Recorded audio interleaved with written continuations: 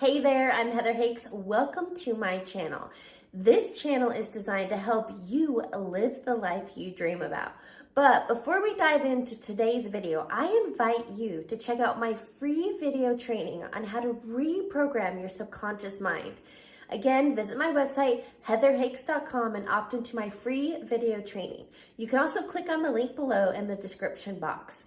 Be sure you're subscribed to my channel so you're the first to know when new videos drop. And I want to know, where are you watching from? Comment below. All right, let's get to it. Let's dive into today's video. Welcome to today's interview. I've brought on Salma Khattab, the Breakthrough Hypno Coach. Salma, welcome. Welcome. Thank you so much, Heather. Thanks for having me. So excited to be here. Please give listeners a little background. Where do you live and what do you do? So I am living right now in Kingston, Ontario, in Canada. But I am an Egyptian American. I've lived in Canada, the US, Egypt, the UK. So I've been kind of around. I'm a rapid transformational hypnotherapist, so rapid transformational therapy practitioner. I'm an embodiment coach. I'm a subconscious release technique coach, embodied yoga principles trainer, and a belief coding facilitator. All of those labels basically means that I work with people to rewire their body, to reprogram their subconscious mind, to release trauma, process trauma, release their past, and connect with their soul purpose and figure out what they're doing with their life to feel better. So I take them from breakdown to breakthrough and beyond. Yes, I love that. And that's what this is totally my jam, what we're going to talk about today. And something you shared with me before we got started is this whole idea of so many of us are living in survival mode, that fight or flight stress mentality, which is creating all the dis-ease and issues. I call it wreaking havoc in our life, but we're going to talk people through the importance of rewiring our mind and understanding your conditioning and programming, how you got to today, but how you can create a new future. I have a question for you because I feel like this is perfect timing. Are you familiar with the author Michael Singer? What's the title of his books? His two big books that are well known are Surrender Experiment and The Untethered Soul. And then I know The Untethered Soul. I haven't, yes.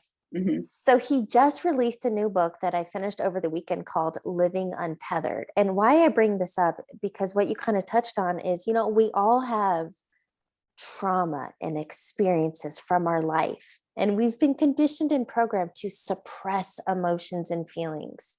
And what he talks about in this book, ultimately what I got from it is, until we release these blockages in our body, and that's what trapped emotions are, until we release the blockages, we will not live in flow and ease that we're meant to. Mm-hmm. Do you agree with that? I definitely agree with that. I definitely do. And that's actually part of the work that I do almost every day, because these trapped emotions, they're not just emotions. They are chemicals that are running through our body, right? And they are always being released based on whatever thoughts we're thinking, the ideas that we're consumed with, the things that we hear, the triggers that we have learned to start to associate with certain feelings and sensations. And so constantly, based on our experience, based on our beliefs, based on our habits of thinking, we are giving orders, our brain is giving orders for our body to release different hormones that make us feel certain ways. And these hormones affect our how we feel. They also affect our energy, so how we influence our environment and how our environment can react to us as well, and can respond to us as well. It influences a lot more than what we are actually aware of. And so these feelings, these chemicals need to be processed. They need to be released. And this is what we talk about, releasing trapped emotions, because we're not really releasing them. They are stuck in our body. And in fact, they're actually increasing and increasing and increasing if we don't get to the root cause of what releases them in the first place, what caused them and what continues to cause them. Okay, so the key word I feel you said there is the root cause. And I really would love to talk more about, because I feel like you have a background in this where I can talk about it at a high level.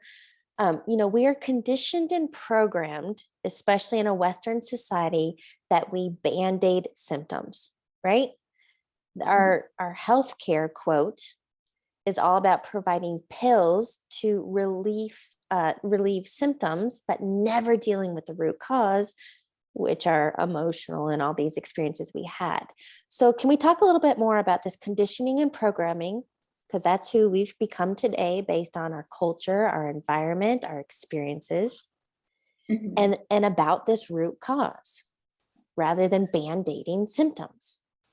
Yeah, I completely agree with you. I mean, we are conditioned to avoid our problems. We are conditioned to dissociate. We are conditioned to just fake it till you make it. We are conditioned to pretend that things are a certain way.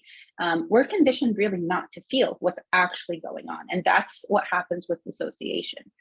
And this comes from a very early age. This conditioning and this programming comes from a very early age. So of course we do that until we realize that we don't have to do that anymore and that there's a different way of functioning. And that's the work that we do. Now, the root cause of all of the symptoms that we have, or the root cause of these feelings, these trapped emotions, the traumas, the things that we're trying to hide from, are sometimes very, very, very simple things, down to our childhood and our earliest experiences. Sometimes they could be in the womb, by the way, all the way to 7 years old, 8 years old. We are not cognitively developed enough to understand everything that's happening and why it's happening. And at that stage, we believe that everything that's happening is caused by us or happening to us as well. So if I am a child and my parents are fighting, for example, in front of me, I believe I am the cause of that. It's because of me, which means that I'm not good enough.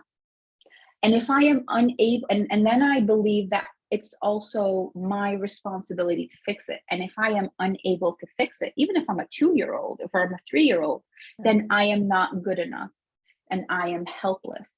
So it could be something like a fight. It could be something like my mother was, busy with my younger sibling, breastfeeding my younger sibling, and she left me. And I am thinking, oh, it must be that I'm not good enough for her attention. I must be invisible. She doesn't see me. So in the end, the root cause doesn't have to be a big traumatic event. It doesn't, sometimes, of course it is, but sometimes it's something really simple.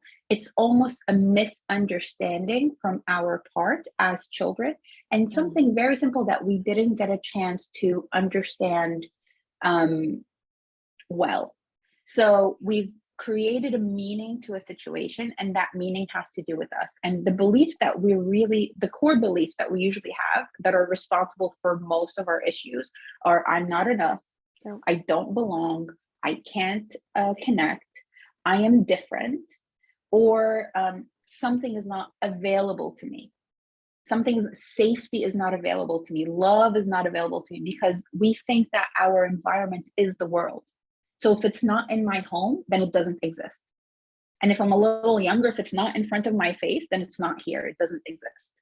Right? So it depends when our mind has made an imprint from a certain experience, got that meaning and about myself, about my world. And now that's the root cause. That is really the root cause at that point. This combined with the programming of avoiding our problems, compared with the programming of dissociating, of distracting, of trying to please others, trying to follow a certain programs, trying to meet other people's standards and expectations of us.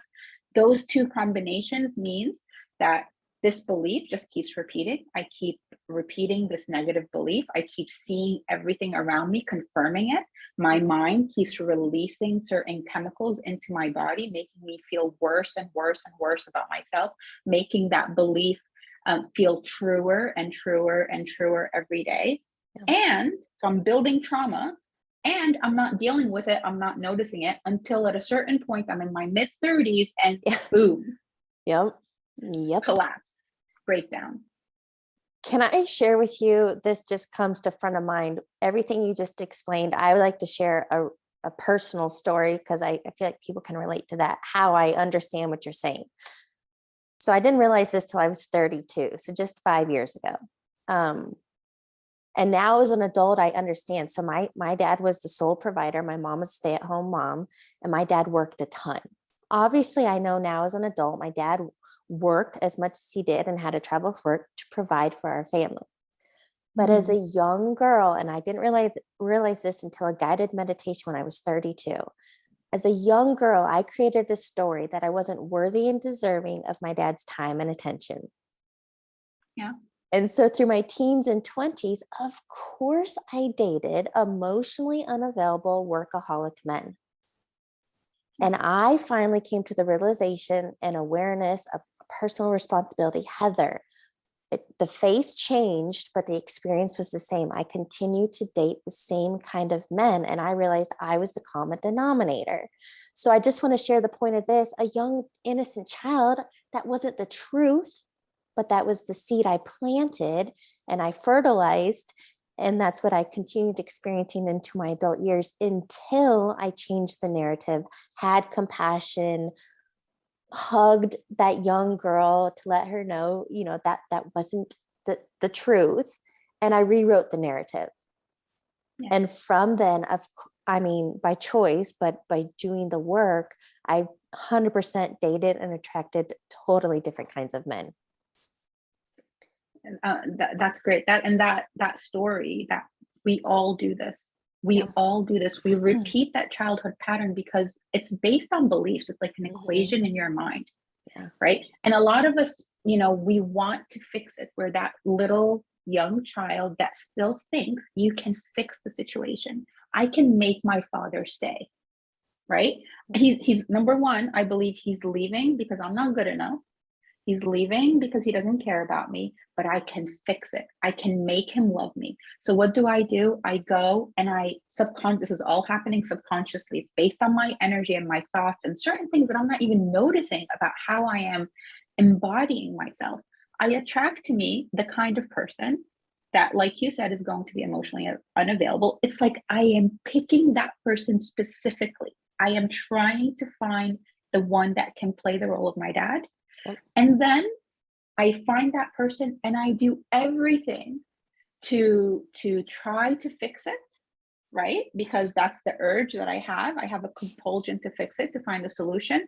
But then I still have the belief that I won't be able to fix it. I'm helpless. And therefore, I put myself in a situation that I will not win, to confirm to myself the belief that I was right. I am not good enough. So we're circling back. And these are the self-sabotage techniques that are a lot of times unconscious, right? But on that note, I would really like to emphasize that we try to fix the external, somebody else, get a new job, move to a new city, but I feel it's an inside job. So if we healed and released those patterns and the habits and the subconscious programming, then isn't it true that the external environment reflects that? 100%. 100%. I mean, even if the external even if that person, that was emotionally unavailable, ended up committing to you, loving you, you will not be attracted to them anymore. Right. Because they're not aligned with how you internally feel. So then you're going to find some reason to leave them, and you're going to go ahead and repeat that old cycle again, because that's what you're stuck on. So yes, you need to go back and to do the work and to face yourself. And what I do within my sessions just around this is I get you to connect with your inner child. You go back to that root experience where you acquired a certain belief. I help you become aware of that belief on a subconscious level. I usually do this with hypnosis, or there are other techniques as well. You're aware of that belief on the subconscious level. And then I'm like, all right, well, how old are you here? Oh, I'm 3. All right, what's going on? you tell me what's going on, and then we start reframing the experience, because you're still the same person. You're the 3-year-old, and you're also the 37-year-old that's talking to me. And so I'm like, well, what do you think is actually happening? Oh, well, I know that my father was busy because of this is he actually was doing this out of love, blah blah blah. So what is it that this 3-year-old actually needed? Well, they needed A, B, C, D. They needed to understand. They needed their father to hug them and tell them how much they love them.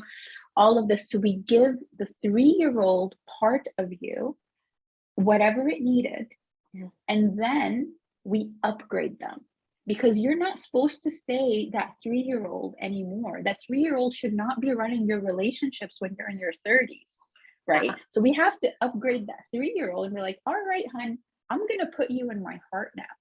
You are safe with me. You can grow. You're back now. You're heard now. You've expressed yourself. You've gotten all of your needs. And now let me bring you into my world. Let me show you that I'm actually 37. Look at me. Look at my credit card. Look at the car I drive. I'm not a 3-year-old anymore. I'm not helpless anymore. I have so many friends. I have so much love, whatever it is. So this is all on the subconscious level.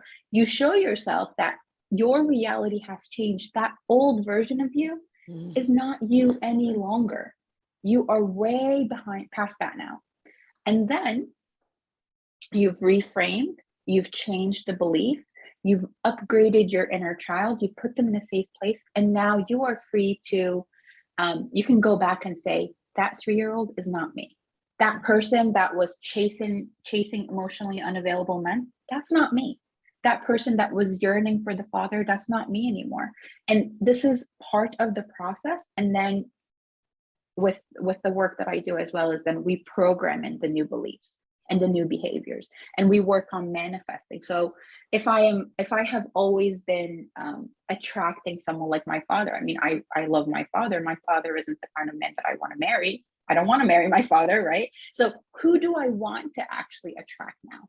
Yep. Let's think about it. Let's visualize it. Let's be very, very specific and align myself and my beliefs and my emotions and my energy with that kind of person.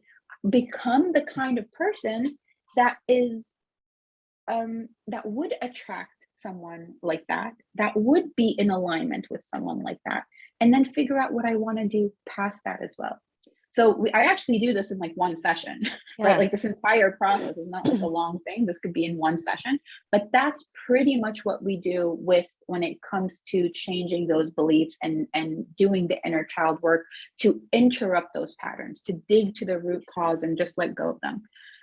But I mean, I do want to say something, that not everyone is ready for that change in that moment, because if somebody has experienced trauma, and it could be, big T trauma, little t trauma, but if they are overwhelmed with trauma in their body, we can't just go in and think about those experiences and go back to that root cause and do everything that I've just explained. We first have to create space for them to feel safe to even access those memories. And to do that, we must, access their body, help them find a safe space in their body and make space and more space in their body for them to feel comfortable,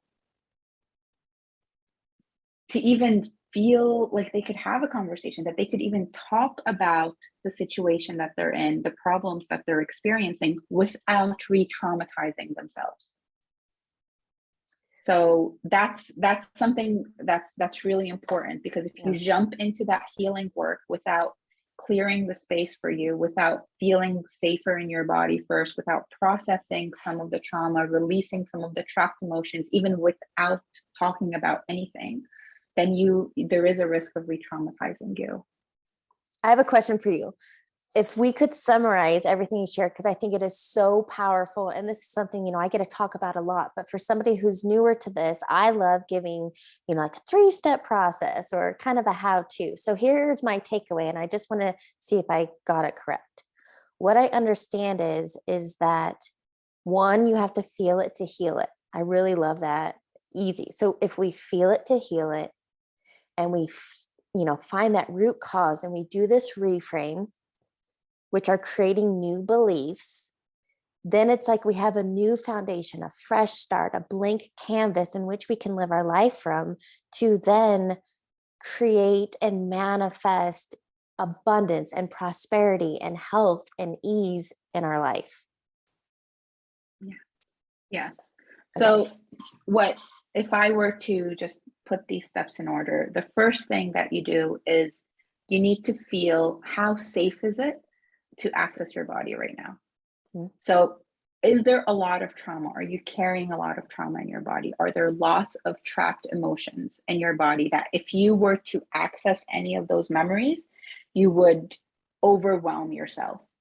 If there's any risk of overwhelming yourself, then the first thing we need to do is figure out how to regulate our nervous system, calm ourselves down, shift from that fight flight stage, or shift from that freeze stage back into a regulated nervous system where we are in rest and digest, where we are calm and connected, and centered.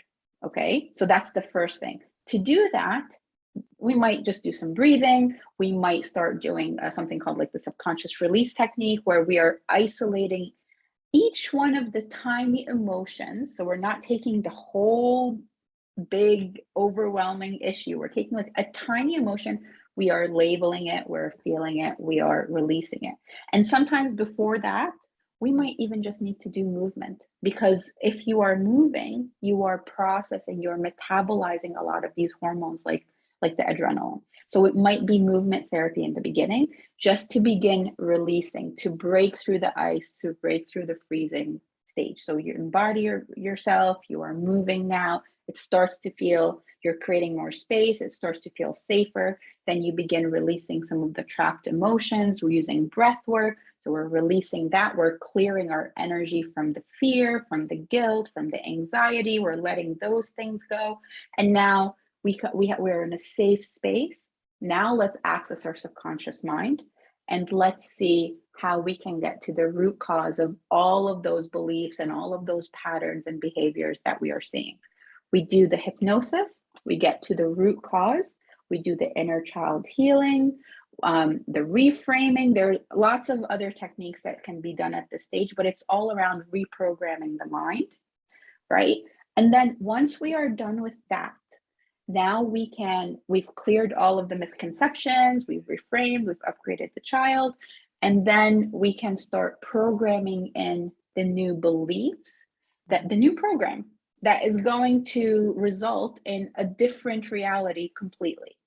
We do that, and that's on the mind level. I will probably send you a hypnosis recording, because through the repetition, you are listening to something, you are visualizing it, you are making it happen, you are coding in, reinforcing those neural pathways. So that's one stage. And then you have that going, but we don't stop there. We need to go back to the body, because you have to rewire your body. All of your life, you've been embodying a certain personality that was a result of a certain conditioning and certain programming. You want to break free from that. So you can't believe that I'm enough, but then you're really, you're contracted and you're shy and you can't make eye contact and you're very small in how you're sitting and how you're standing. That's not how a confident person is. That's not how someone who believes they're enough is. So then we do the work on the body level with maybe like embodiment coaching, which is something that I do as well, to get you to extend beyond who you were, to integrate all of the different aspects of yourself that you didn't know that you could do before, you weren't allowed to do before. Once now you have the right beliefs, your body is aligned with your mind, and your thoughts, your mind, and your feelings, and your energetic field. Now let's talk about what it is that you want to create. What do you want to manifest? What kind of reality do you want? And now you're at you don't have, like, energetically, you don't have doubts, you don't have fears, you don't have all of these things that are going to counter whatever it is that you're trying to manifest on an energetic level. Physically, you are aligned with what it is that you want to create. So your body is supporting you, it's influencing your environment. People and things and opportunities are responding to your body and all of the actions that you do with your body. Your thoughts and expectations have completely changed. So you're doing the right things. Everything's in alignment. It's automatic. It's not it's there is nothing holding you back anymore. And guess what? When you do feel that you're hitting like a little wall, you are aware of it now because you're in your body. You know what your goals are, you know what you're manifesting, and now you know the way. Your body has learned that healing is possible. Your body has learned that, oh, there is a control center back there. I can just tweak this thought now. I can change this behavior now. I can work on my body now. And so you go back and you can start self-healing. You can depend on yourself, right? Yep. And you find your purpose, you're living your life, and then you take it step by step. So that's pretty much what I do with Breakdown to Breakthrough and beyond. It starts with releasing your past, then rewiring your body, reprogramming your mind, raising up your energy, so your frequency, letting go of all of these trapped emotions, all of the dense energies, and being in the vibration of love and compassion and gratitude and peace and power, and knowing that you are a creator. It's not just about the law of attraction, it's the law of creation now. So you've expanded beyond that, right? And then realizing your purpose. Why are you here? What is your potential? And do and be whoever you want to be and you're meant to be. And you know what? You want to change your mind? Change your mind. It's okay. It's like painting. Do whatever you want. Well, this is a lot of work that Dr. Joe Dispenza does. So if you need would like a more scientific approach to this and understanding neuroscience, he really teaches that brain heart coherence. What I would love to hear from you, because I really want to empower people so they understand, okay, I can go from survival, I can go from stress, worry, anxiety, a way of being, into thriving, this new reprogramming, this new rewiring, this new expression of yourself. But can we touch on, because I love this side of it, the energy aspect, that manifesting, that now we can go from thriving to beyond, to literally, you can up level your money, because I think that's a big thing for everything, right? We all have stories of what we grew up in, but I mean, you can have all the money you want and the home you want, the travel, you can have whatever you want. So can we touch on, I know we're short on time, but can we just touch on the energy side of it and what's possible once you do this work and this journey of, now we become limitless? What's possible is everything is possible. I believe that everything is possible. It's just about where are you right now. So know that this is what I'm feeling. Get in touch with yourself, embody. Again, it goes back to the body.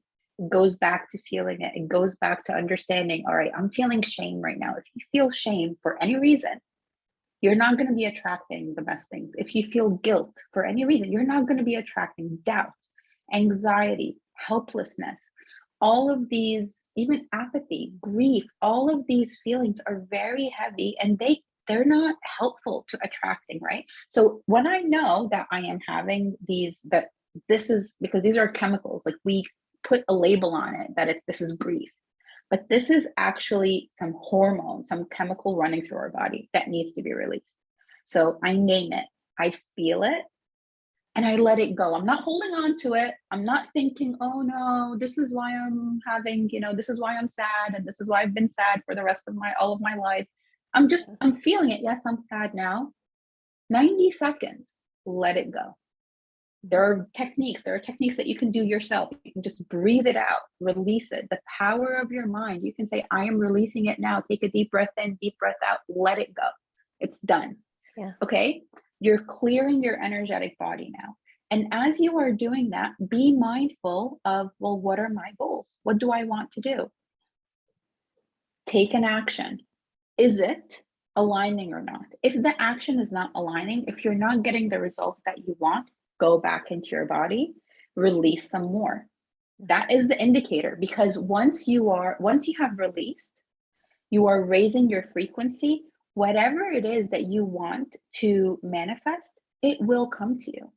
As long as you also feel empowered to take some action. It doesn't have to be, the perfect action. It doesn't have to be the most complicated thing, but some kind of action, because when you take an action, that is proof to you that your body is in alignment. Your body, it doesn't have to be something hard. You're not pushing. This is not about discipline. This is not about willpower. This happens intuitively, because when you feel good, you start acting in a different way. You act in a different way. That movement of your body, that creates a vibration around you that affects your electromagnetic field. It affects how you influence everything around you, and it starts responding. So, I mean, if you mentioned money, I might have a lot of money. You can't imagine how many limiting beliefs are around money, how many fear. People are afraid to have money. They feel guilty when they have money. They are scared of, if I have money, someone's going to die. Like, there's lots and lots of thoughts that we have been programmed into us around money. Once you get rid of these feelings, and then you get rid of these thoughts, you tweak them, then see, money comes to me. It always increases. It sticks to me. Everything, like, so you have different beliefs, and then you can start feeling it. Now, if you are making, if your set point, if what you are comfortable with is, say, like $1,000 a month, right? You say, well, tomorrow I want to make $1 million.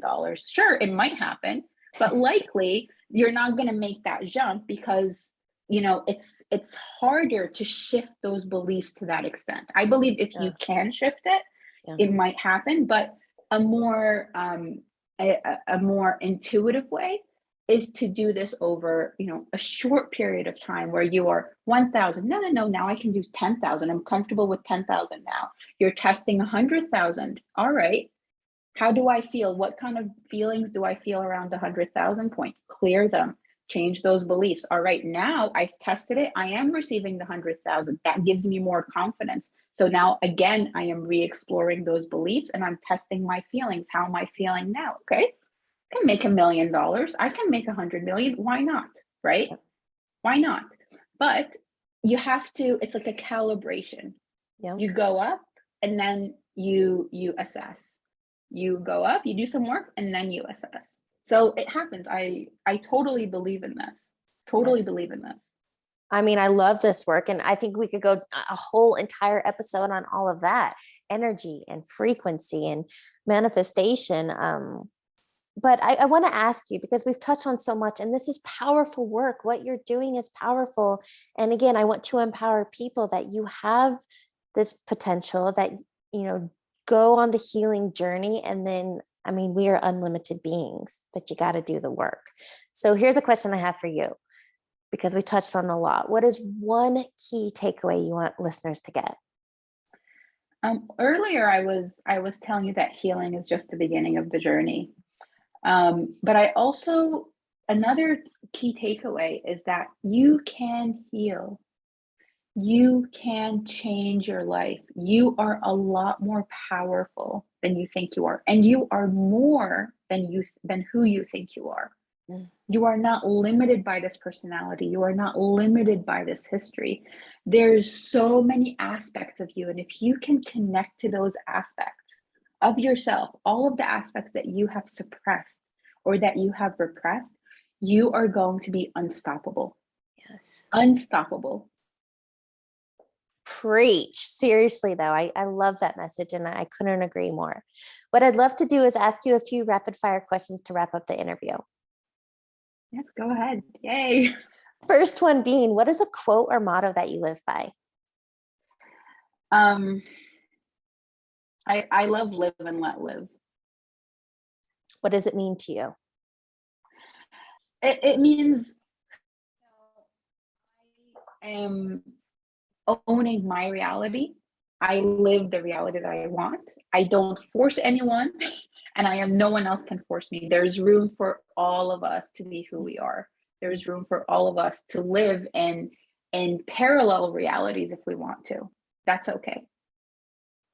What is a book you're currently reading or highly recommend? I highly recommend well, right now I have The Body Keeps the Score. I highly recommend that. By, let me just grab that for you. So this one right here by Basil Van Corp. This is really good in terms of healing. Is it hard to see? It's not focusing. Okay. The Body Keeps the Score. I don't know how to focus it more. Is this better? There. Yep. Awesome. What is the subtitle? Brain, Mind, and Body in the Healing of Trauma. Okay. There are so many good books. I mean, that's another thing that I would like to tell people. You can't imagine the resources that are available. Mm-hmm. Conferences, summits, podcasts, talks, books. Healing is possible. The modalities, I mean, I mentioned in the beginning, like a few that I am trained in and I'm certified in. There are so many more. Once you have decided that you are ready to heal and that this is something that you're going to work on, you're going to start attracting all of these opportunities, all of these resources to you. It is limitless because I believe that the universe, that God wants to support our healing. Because again, going back, healing is just the beginning. We're not here just to heal. We're here to do something, to grow, to expand, to be beautiful, to raise the vibration. So we are here to create. Yeah. And to enjoy what it is that we're creating. And we can't do that if we're unhealed. We can't do that when we're traumatized, right? So healing is only the beginning. So yeah. Final question. What advice would you give your younger self?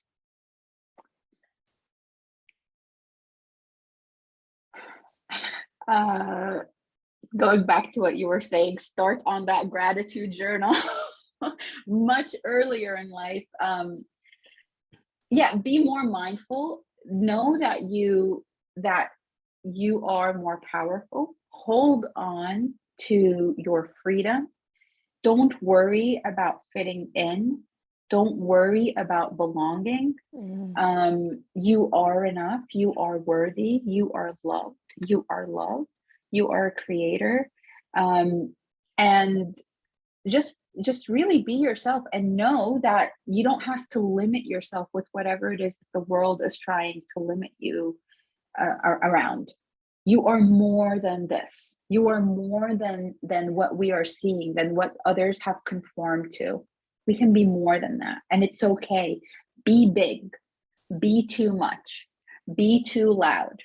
All of these things that we are programmed, especially as women, not to be anymore. Be it. If that's you, just be it. Because that's your full energy, your full potential right there. Don't dim your own light. Don't become small. You are so much more powerful. And just know that. And know that you can heal.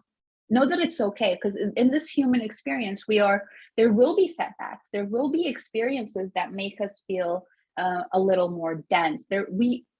Guilt is a normal emotion. Fear is a normal emotion. Shame is a normal emotion. It's not that we don't ever want to feel these things. Right. Allow yourself to feel them. That's okay, because when you feel them, that helps you figure out what it is that you actually want. What do you want to manifest? What makes you comfortable? What makes you uncomfortable? So feel it, process it, release it, and go higher and higher. If you are in a higher level, you might feel guilt all over again, but you're feeling guilt when you're in a higher level, right? Or you're feeling shame at a higher level. That's if it happens. Then again, feel it, release it. And through that process, you're going to find yourself elevating even more. So don't judge yourself. Don't judge your feelings. Don't judge your experiences. And I mean, I think I talk a lot to my inner girls. I have a lot to say. Yeah. Well, and I loved that. And I truly loved our conversation. Thank you so much for joining me today. Thank you. Thank you for having me. Thanks for watching today's video. I want to know, what was your biggest takeaway? Comment below and let me know. If you liked this video and it resonated, give me a thumbs up and make sure you're subscribed to my channel so you're the first to know when new videos drop. I'll catch you on the next video.